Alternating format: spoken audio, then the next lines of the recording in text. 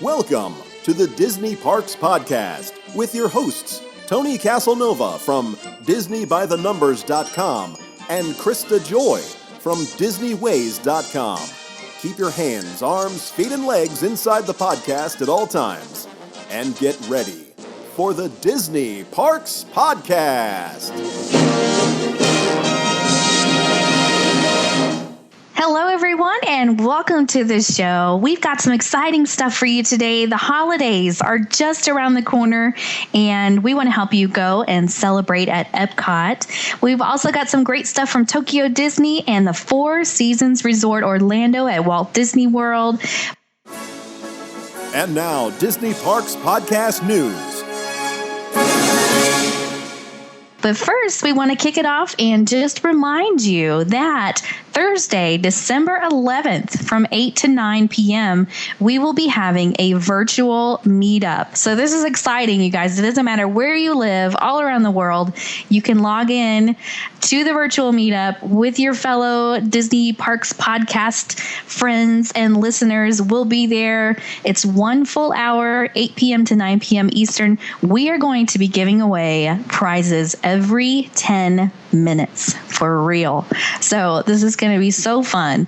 And we just have to thank, from the bottom of our hearts, Gold Level's prize sponsor, WDW Magazine and WDW Magazine Wall Calendar. Remember, you can check them out at wdw-magazine.com.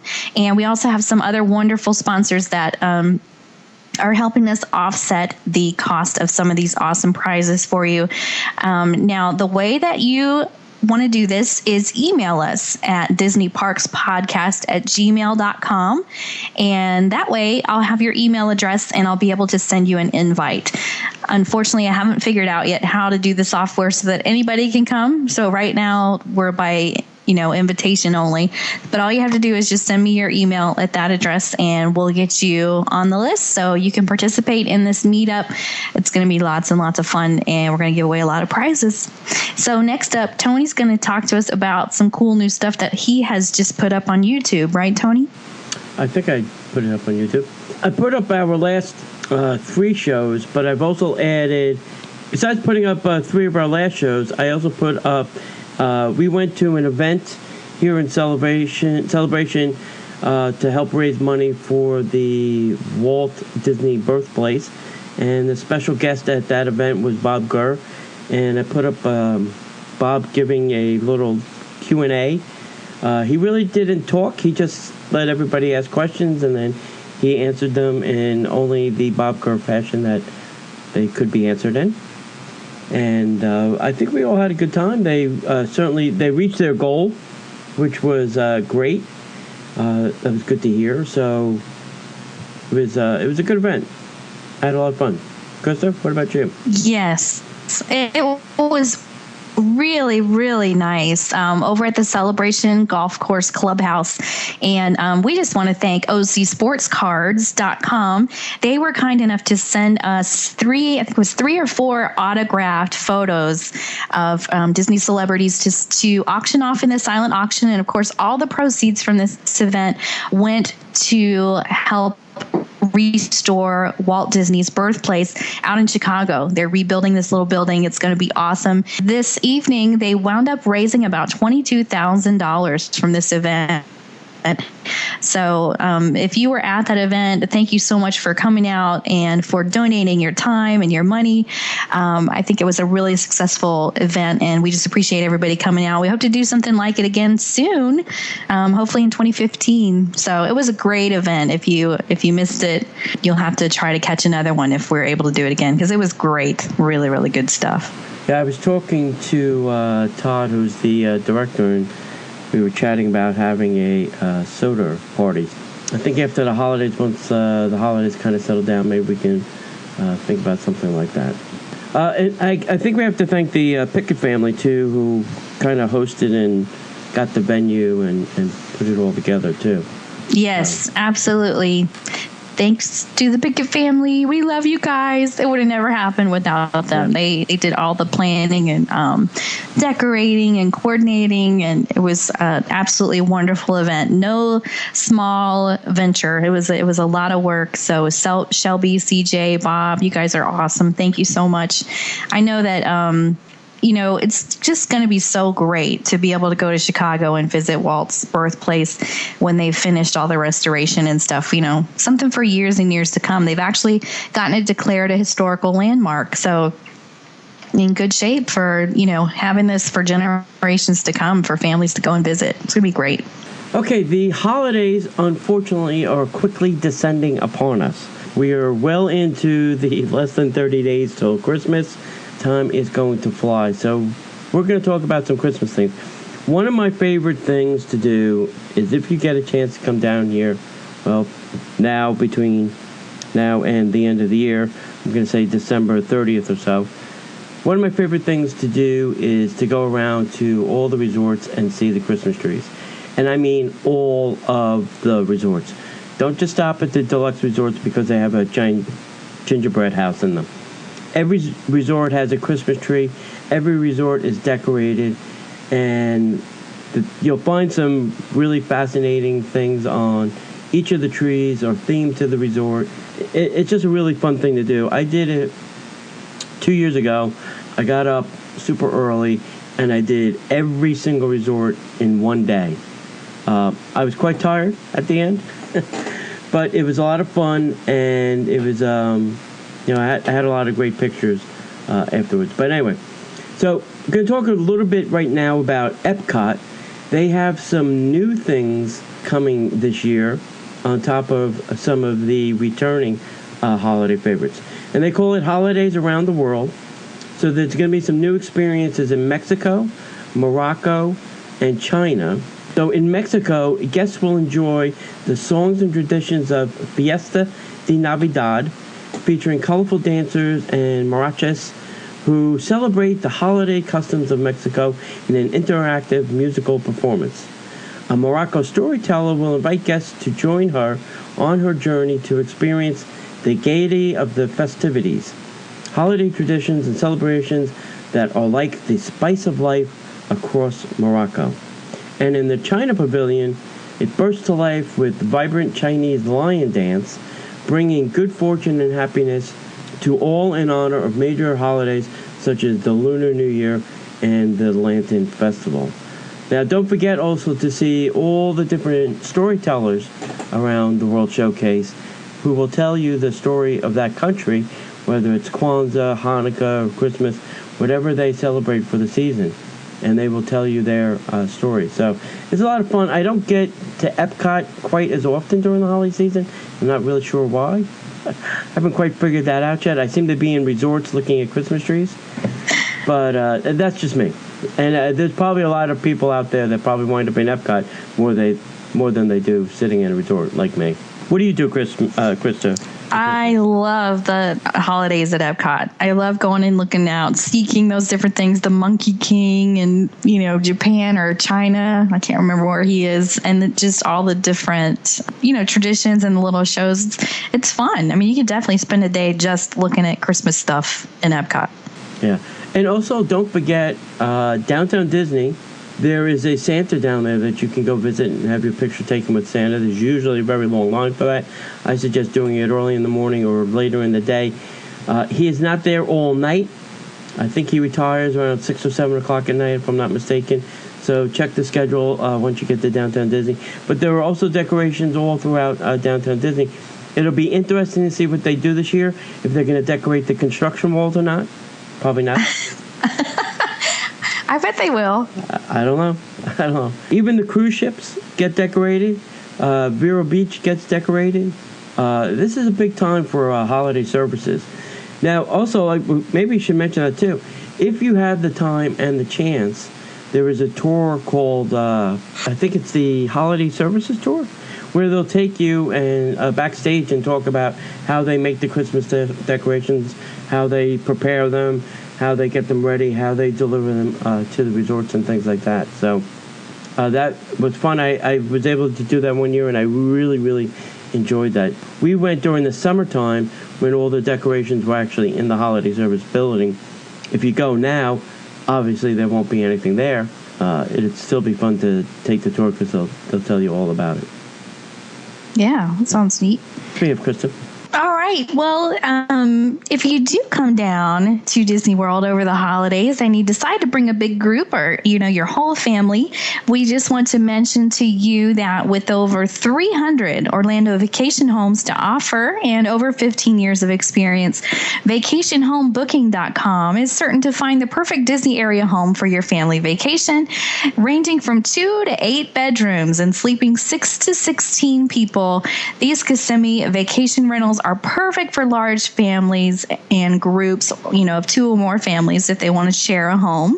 So, there's no reason to really rent 2 hotel rooms. You can just contact them at vacationhomebooking.com. So thank you guys for sponsoring this episode. We appreciate it.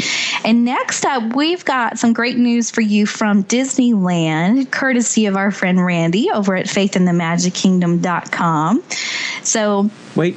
Randy is celebrating a birthday today, by the way. He is. Oh, happy birthday, Randy. That's awesome. So, yeah, we're recording this November 26th on Randy's birthday. So, happy birthday, Randy. That's great. Well, first of all, he sent us that the Avengers Superhero Race weekend was November 15 and 16. Randy was there, and he says, we got to see 2 new characters in the park, Hawkeye and Black Widow. Officially, there's no word on whether they will join Captain America and Thor in Innoventions, but given the lines to meet them and the fan excitement when they were announced, Randy says he'd be very surprised if they don't make it into the parks on a regular basis somehow very soon.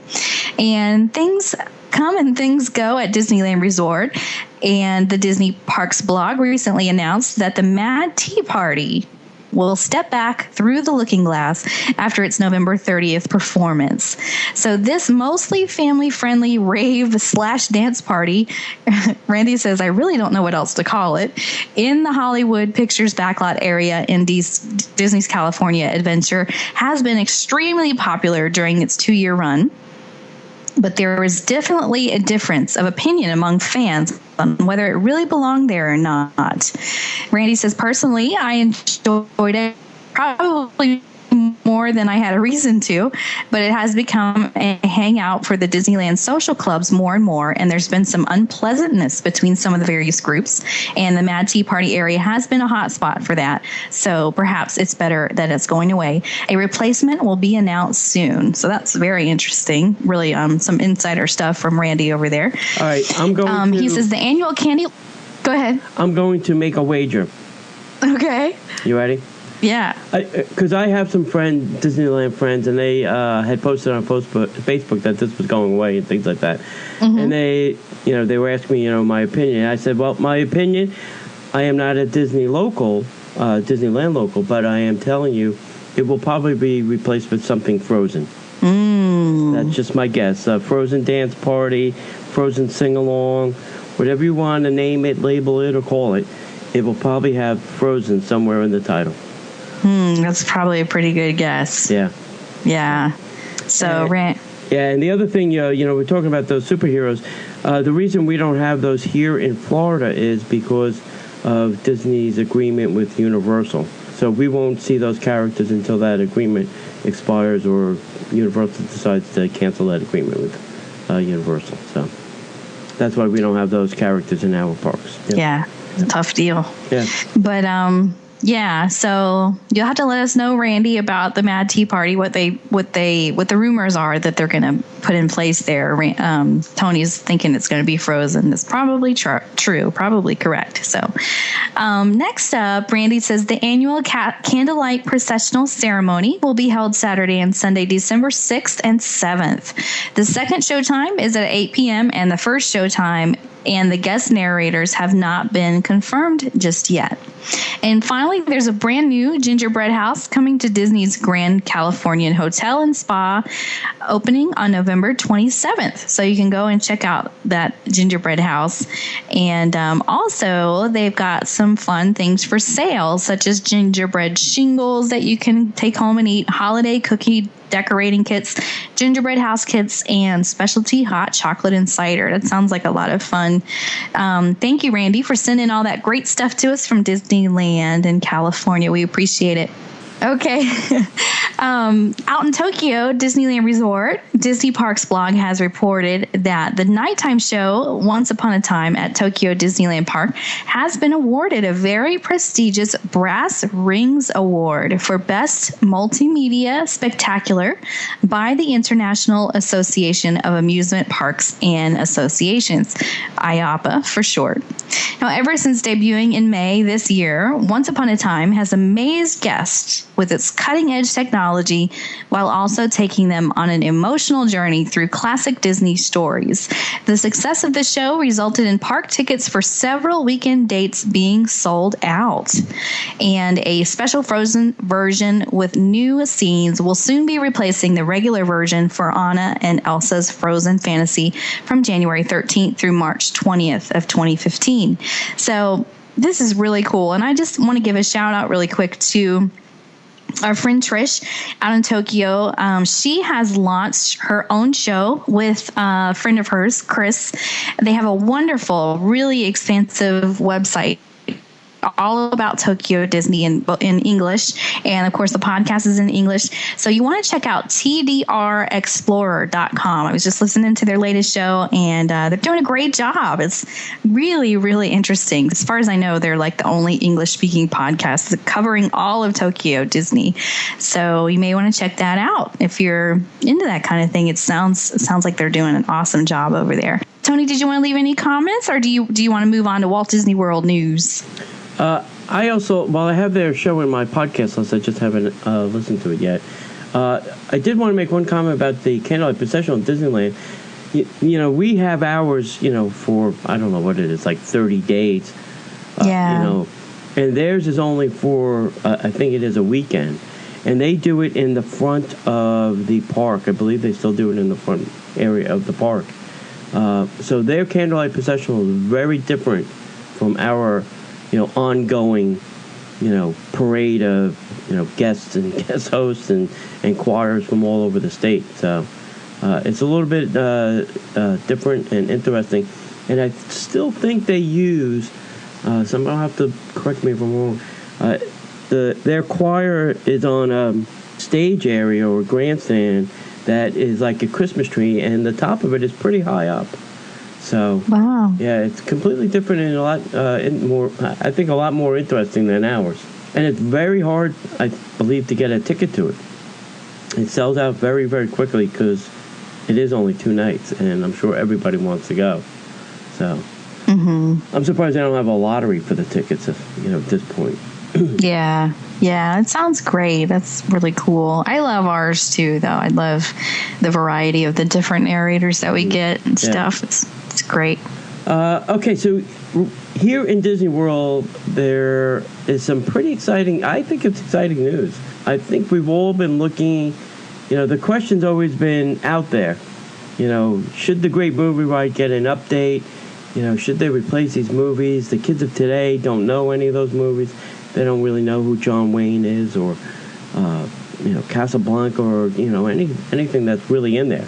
But we got some news that Turner Classic Movies is going to partner with the Walt Disney Company and the Walt Disney Parks, and they're going to update this attraction. TCM will actually receive a presented by credits on the attraction, the posters, the banner, the display windows, the marquees, everything. So they are really partnering with Disney. This is like kind of old school sponsoring that's going to happen. This is going to be presented by. There's not really a lot of these that go around these days. Muppets over there is presented by Kodak. But a lot of the things today are really not presented by many things. So it's interesting that this kind of thing is coming back. They are going to get a refresh. It is going to be TCM branded. So TCM is going to curate some refresh the pre-show and the end finale. Families will even be able to enjoy digital movie posters at the end, watch a new pre-ride video hosted by TCM's Robert Osborne, providing illuminating insights into movies. I think it's going to be a great addition. The finale will feature all new montage of classic movie moments. After guests exit the attraction, they will have the photo opportunity with a classic movie theme. And then the TCM curated refresh is set to be launched by springtime. So they're going full guns at this, and they're going to do it quick. Spring is probably, April, May-ish time frame? So that's... Yeah, maybe March. Yeah.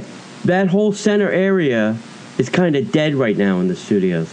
The radio station's dead. Sounds dangerous, right? Mm-hmm. Yeah. And now the Great Movie Ride's going to go down.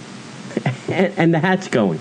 So there's a lot of changes, and I think more are coming. I think this is the tip of the iceberg for us. Now, one other thing that TCM announced this week with this is on Sunday, December 21st, they are going to play Treasures from the Disney Vault.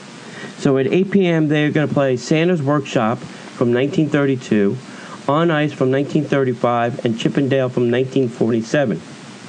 Then at 8:30, they're going to play the Disneyland Story from 1954. That's before the park opened. At 9:30, they're going to play The Reluctant Dragon from 1941. At 11 p.m., they're going to play Davy Crockett, King of the Wild Frontier from 1955. 12:45 a.m., they're going to play The Vanishing Prairie from 1954. At 2 a.m., they're going to play The Third Man on the Mountain from 1959. And at 4 a.m., they're going to play The Perilous Assignment from 1959. Now, you may have to set your DVR for some of these later ones, because 2 and 4 a.m. is probably a little bit early to be watching Treasures from the Disney Vault. But I think this is a fun start to to kind of kick this off, and I hope they do this even more often, because Disney doesn't seem to play them on their own channels. So it'd be great to go see them on TCM. Yeah, it really will. Yeah. What a wonderful.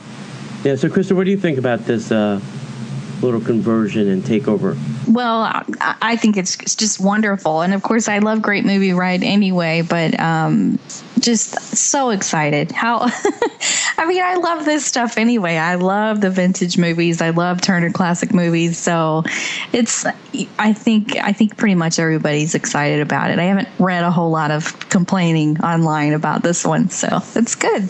Yeah, it is good. I think it'll give, once the hat's gone, it'll give this area a whole new refresh. You'll actually come down Hollywood Boulevard and then go right to the Chinese Theater and see some great, Disney things and old movie moments. So I'm looking forward to it. Yeah, maybe a little Star Wars on your left or right, but yeah. Pixar on your right, Star Wars on your left. We're not judging. That's the way it's going to be.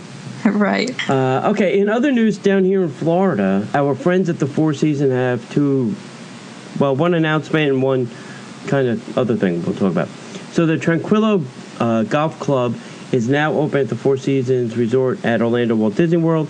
The 18-hole Tom Fazio designed golf course includes a spacious clubhouse with my new favorite place probably to grab a lunch is Plancha Restaurant, and it's also got a golf shop. You can take your whole family. They have golf carts that can accommodate a family of 4, which is a little bit different. Usually a golf cart is only for 2. So their golf carts can accommodate 4. From now until the end of the year, December 31st, between the hours of 8 a.m. and 4 p.m., they have a special rate of $99 per player is offered for a round of 18 holes based on tee time availability. This fee includes the green fee, the cart fee, practice balls before a round. Rental clubs are also available for $75, and shoes are available for $20 each. To reserve the Florida Resident Special, tee times must be scheduled by phone only at 407-313-6880. And some blackout dates apply, and a valid Florida driver's license is required. That's a great rate if you've ever tried to play a round of golf here in Walt Disney World. Mm-hmm. $99 is a steal. I think they go as high as like $160. We also have to say congratulations to the Four Seasons because they received a AAA 5-diamond award. And those are very, very rare.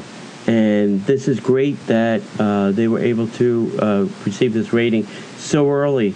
I mean, they just opened and bam, they are now a AAA 5-diamond resort. Congratulations to the Four Seasons. I knew you guys were going to knock it out of the park. I had said that on a previous podcast, and you did. So there you go. Good job.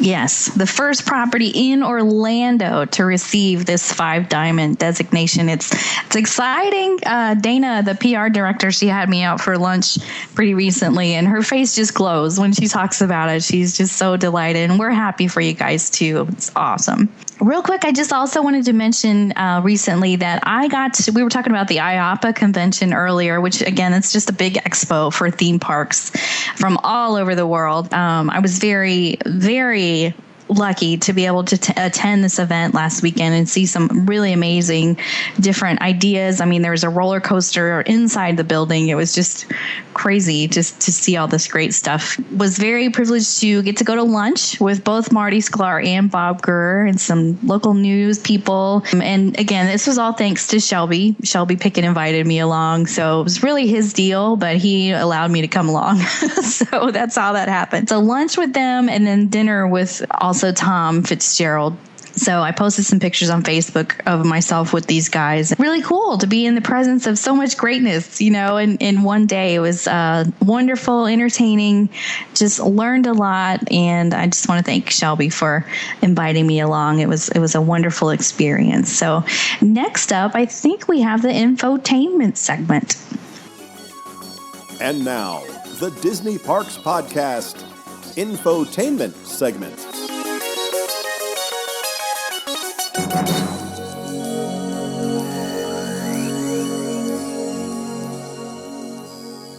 We are going to talk about the best places to have lunch or grab a bite in Epcot. It may not, be a restaurant, but there's a lot of kiosks and booths and things and places that you can get food in Epcot.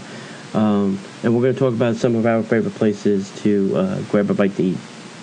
So, Krista, you want to start first? I do. So surprisingly, you can actually go and get lunch at the Coral Reef. Now, if you're not actually looking for Coral Reef, you might be surprised, where it is. It's right behind the Nemo ride. It's easy to miss if you don't know it's there.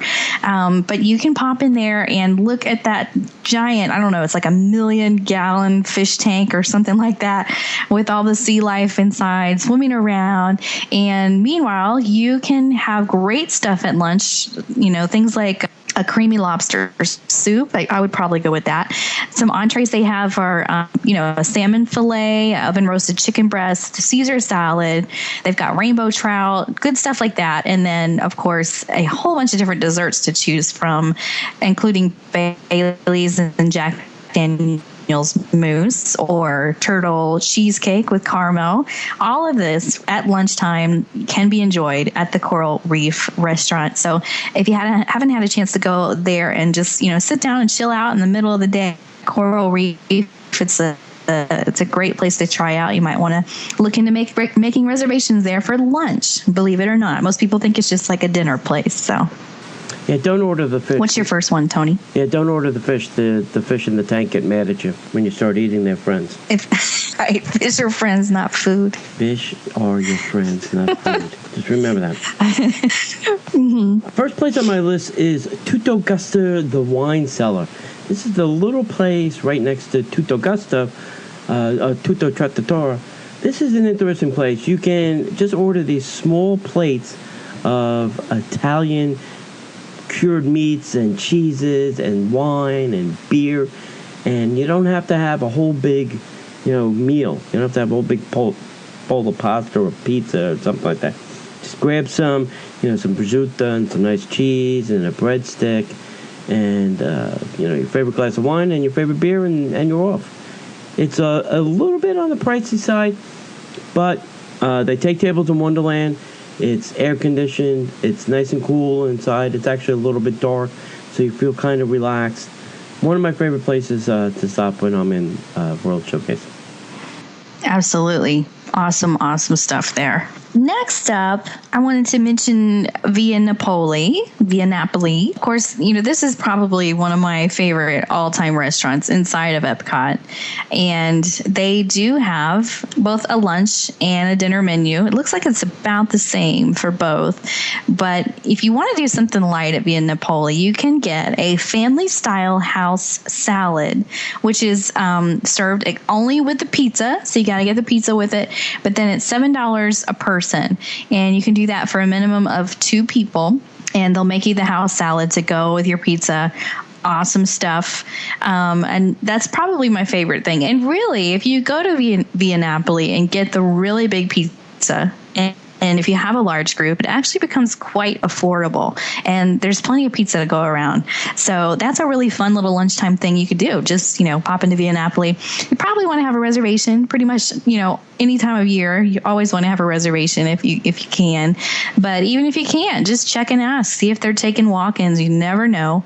And do some pizza for lunch. Tony, are you doing a lot of Via Napoli these days on your new diet or no? Yeah, when I get a chance.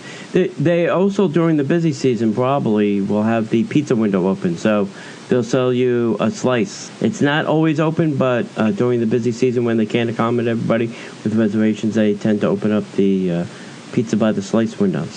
Be on the lookout for that. You may not even need a reservation. Yeah, good stuff. Let's see, next on my list is the refreshment port. This is a little kiosk near the bathrooms, close to Canada. I like to get the, I can't call it a cronut, but it's the donut croissant combo thing. Yeah. And if you've never had one of these things, listen, I'm telling you, they are awesome. So it's a donut on the inside with a croissant on the outside, and then covered with sugar, and it is awesome. It's good with beer, it's good with wine, it's good with a cup of coffee. I like to go to Fountain View, grab a coffee, and then head over to the refreshment port and grab a croissant donut. And that is my little treat in the morning. Yes, there is nothing like a croissant at Epcot in the morning with a coffee. It's just something to be experienced. So definitely do that if you can for lunch. Next up, Lotus Blossom Cafe. They've got a lunch menu there. That's the little walk-up area. You can go inside and order at the Japan Pavilion. And they have a lot of the same food that's over at Nine Dragons, actually. So you can go there and get orange chicken just like you can at Nine Dragons, which is probably my favorite thing. I pretty much, it's a guarantee I'm probably going to get orange chicken when I go there. But they do have appetizers too. Like if you just want to get a little order of pot stickers or pork and vegetable egg rolls, those are a big hit. They've even got a little kids meal with sweet and sour chicken and rice. Plus, you can get them a little bottled water, juice, or milk, and that's only $6.95 for the kids' meal. So that's a great deal. As an adult, if they'll let you go ahead and order a kids' meal, and you're just looking for a fairly hearty snack, usually you can do that. They don't give you a hard time about it. So quite a deal for $6.95 to get a little lunch with sweet and sour chicken. Lots of fun. So one of my favorite places in Epcot, too. It's a great location. Okay. Next on my list, talking of coffee, let's talk about Fountain View, which is now a local Starbucks here inside of Epcot. And besides having Starbucks coffee, they have some awesome little desserts and treats like that. I like to go there in the morning, get my coffee, and then, like I said, go get my croissant donut. But this is also a nice place to stop. If you didn't order dessert, this is also a nice place to get something sweet, whether it's during the day or something at night or on your way out. You want a little cake pop to go, whatever it is. They have some great desserts in there and some nice sweet treats. And it's a good place to stop for lunch. Grab something sweet rather than, a whole big meal. Just grab some nice little treat for the day. Awesome good stuff. Always good there. Always good. Next up, and I know I've mentioned this before, but you guys, this is like one of my favorite things in the whole world. If you head over to the Germany Pavilion and go all the way to the back, kind of tucked away, you will find Summerfest. Now they have they do dinner as well. I think you can get all these same things at dinner, but I always go straight for the noodle gratin, which is a baked macaroni and cheese. They call it a custard. I don't really know if it's just like macaroni and cheese with flat noodles. It is amazing. And last time I checked, it was only $3.79 on the menu. So you get this pretty nice, square of mac and cheese, probably like, 3 inches by 3 inches, pretty good square of mac and cheese. So if you're on a really tight budget, for less than $5, you can go and do a little, power carving before you go on your next attraction at Epcot. This is a great place to do it.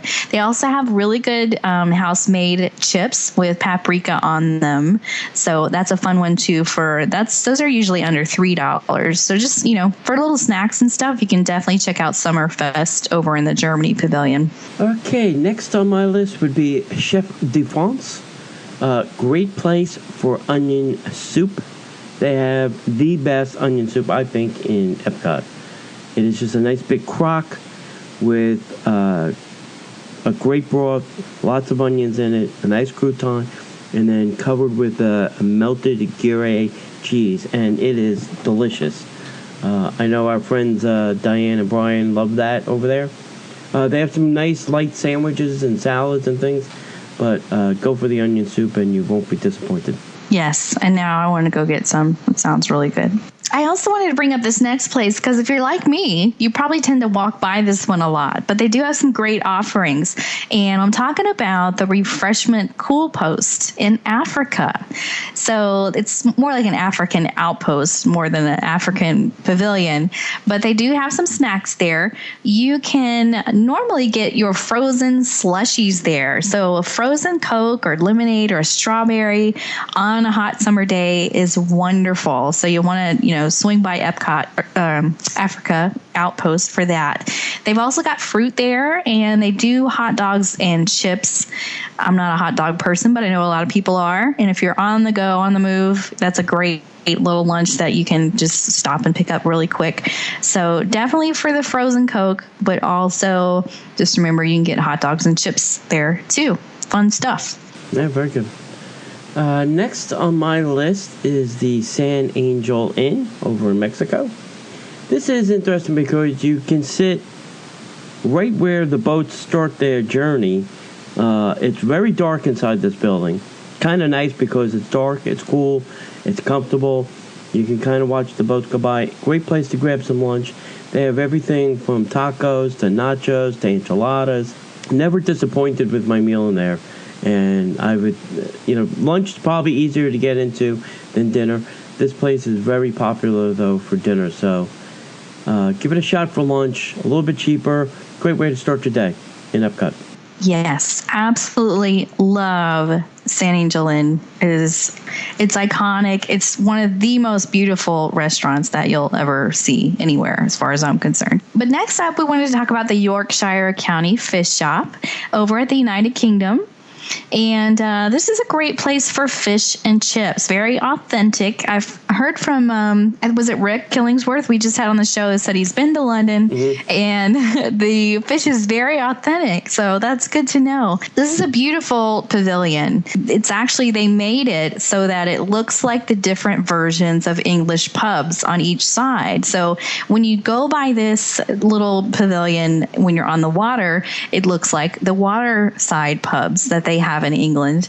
And if you're walking by it, on the sidewalk part, on the inside, like everybody does, then that's more like the country pubs that they have in London. So it's kind of cool that, they really thought of everything with the design of this building. On the side of that, of course, the Yorkshire County Fish Shop is great for your fish and chips. They also have sugar cookies there, English Bay sugar cookies, and you can get your Bass Ale draft in a souvenir stein. So of course, a few different versions of your English beer there that you can pick up as well. And if it's not a super crowded day, you might even be able to stand by the water and enjoy your fish and chips. It's a very fun, very British experience. So if you like that kind of thing, you'll want to check out Yorkshire County Fish Shop for lunchtime. It's good. Very limited area for seating, though. I have to say, it's very small. Yeah, there's maybe one or two benches there, if that. Yeah, well, even in the area up above, behind, there's still really not a lot of tables, maybe 5 or 6 at best. So be prepared to take your food somewhere else to possibly eat it. So next on my list is over in Japan, and it's the Katsura Grill. This is also another small place. There's not a lot of tables on the inside. There's also some tables outside, but you can get some sushi. They have California roll, spicy tuna roll, the Tokyo sushi combo, a vegetable roll. So if you're a vegetarian, you can get something there. They have some udon, beef udon, the tempura udon, and then they have some teriyaki, chicken, beef, and salmon. And it's just a nice place to eat. It's pretty inexpensive. And then, the thing is, you get, they also have miso soup, which is one of my favorite Japanese soups to eat. And you get a sushi roll and maybe some udon, and you can share those things with people. Have a couple of slices of sushi. You can share your udon. So it's a good place. It's kind of tucked up on the hill there. I think a lot of people think that the bathroom's up there for some reason and don't really venture up there. So give it a shot. You might enjoy it up there. Yeah, absolutely. Next up, I know that it's a little controversial, this place, but the Tangerine Cafe over in the Morocco Pavilion. This one is, people are afraid of it because it does have, some different kinds of food that maybe you're not used to trying, like, lamb and couscous and stuff like that. But it is beautiful inside. It's air conditioned. And if you're willing to, kind of take a chance on something different and try something new, this would be a good one to check out. I need to do that myself, actually. I don't think I've been over there for lunch or anytime recently. So have you ever been there, Tony? Yeah, I've been there for lunch. And they do have some different things that you may not always eat, like kefir pockets and things like that. Yeah, there's chicken and lamb wraps too. So, and they've got large portions. From what I understand, you can actually split a meal at this location, and everything from $9 to $16. So, pretty good deal, all indoors. So, next on my list is a kind of new one, and that is Spice Road Table. This is they have some inside seating, they have some outside seating. For lunch, you get a nice view of the water. At night, you would get a nice view of illuminations if you could get a seat there. But this is not really a sit-down restaurant. They only have small plates or tapas kind of things. But the things that they have here are delicious. So you can go there and get some lamb sliders with some mussels, or spicy garlic shrimp, or Moroccan lamb sausage, or some hummus. Get a nice drink, a cocktail, a beer, a glass of wine, and just kind of chill out, relax, and not really fill up, but get some really nice tasting things there. I like to go there just to grab a little bite, sit down, relax, get off my feet for a while. So, good place to grab something to eat for lunch or a snack during the day. It is, and it's absolutely gorgeous inside. Just beautiful. If you go kind of like for an early lunch, then you have time and it's not super crowded. And, you can kind of just look around and appreciate the decor and the trouble they went to make this place so beautiful. It looks awesome. Go ahead and do your next one, Tony, whatever you've got left on your list. Yeah. Do you have any other ones? France.